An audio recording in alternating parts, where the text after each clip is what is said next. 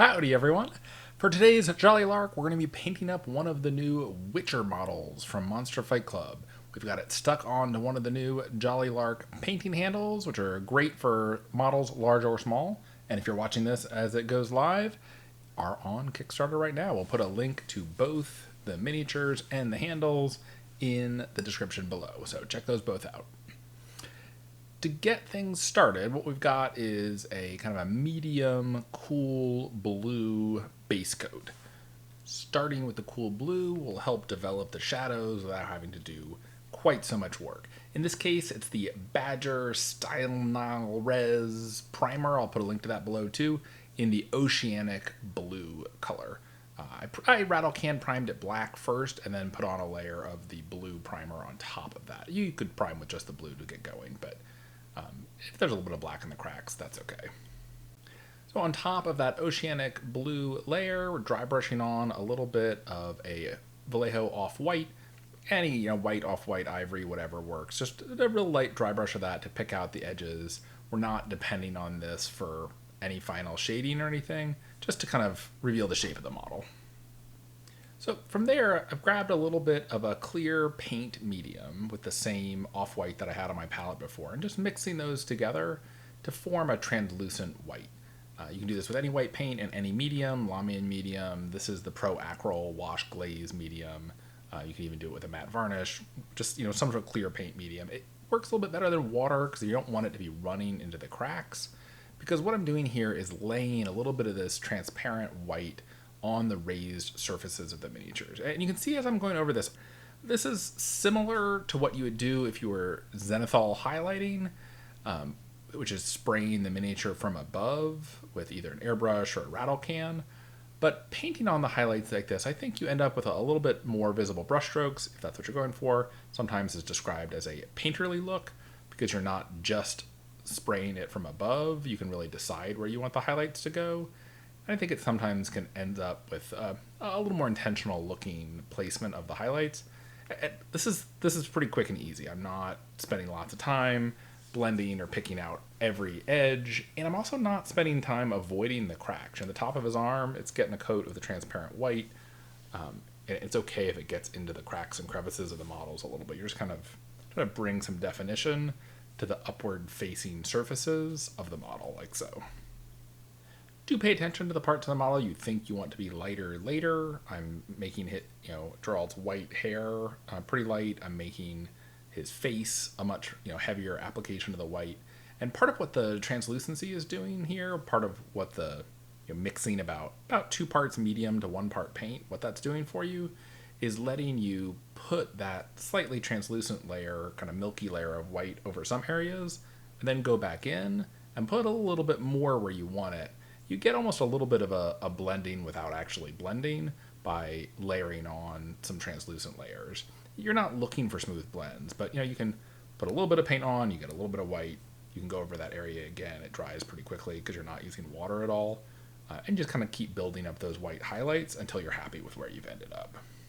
And a couple more minutes later, just 5 more minutes of putting those white highlights on, we've got something like that.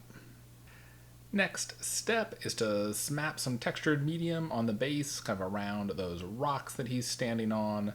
You could do that earlier too, which might be better. You wouldn't have to wait on it to dry. The textured mediums do take a few minutes to dry.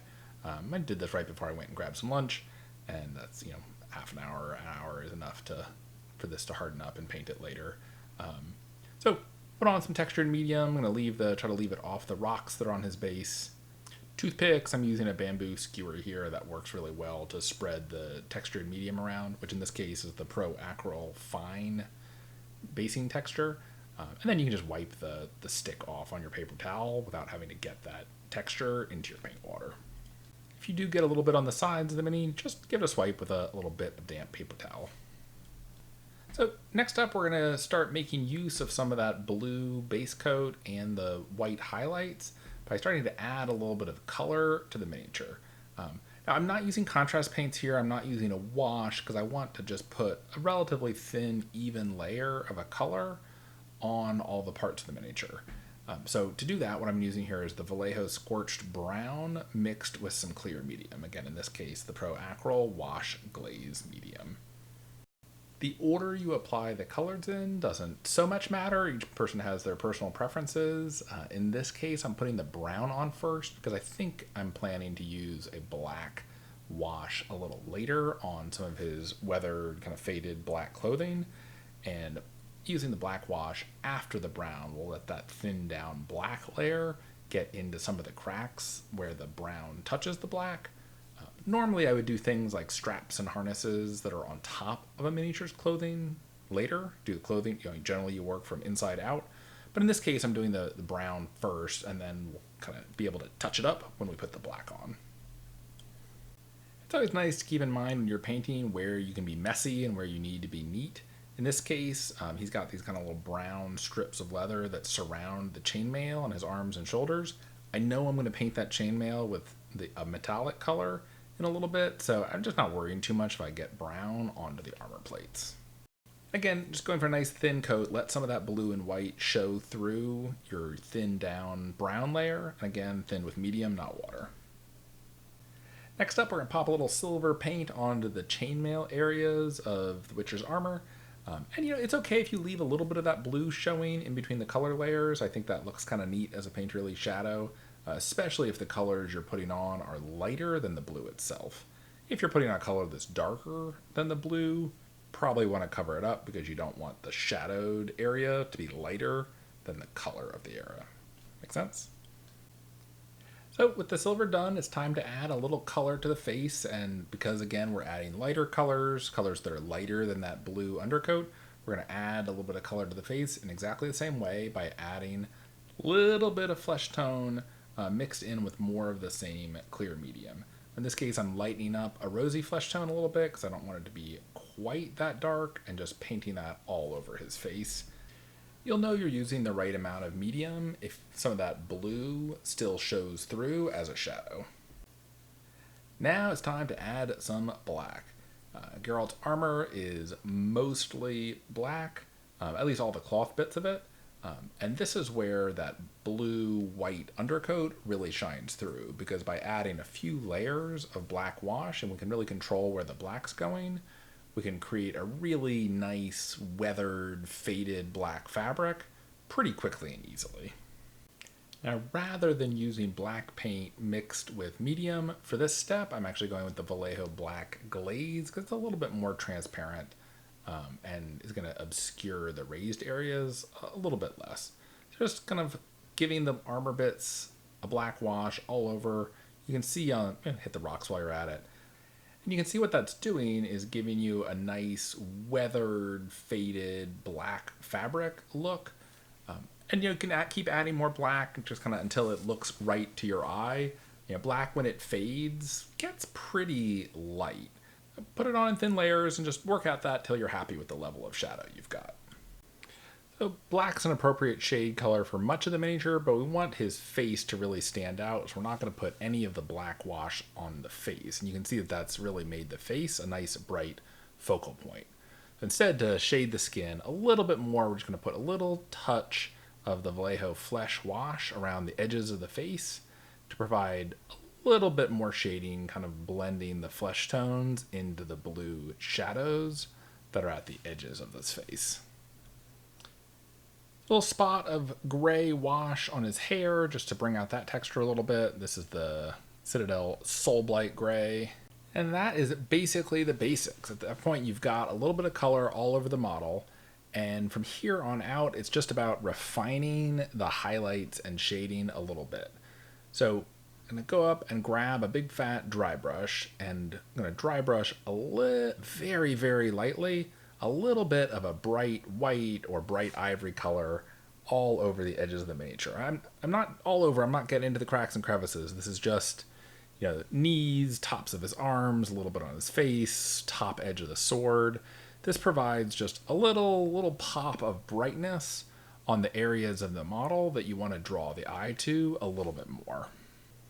Put a little pop of pure white in both of his eyes, just to give it that witchy glow. And then we'll move on and start working on the base. And give the whole base a solid coat of Vallejo Scorched Brown.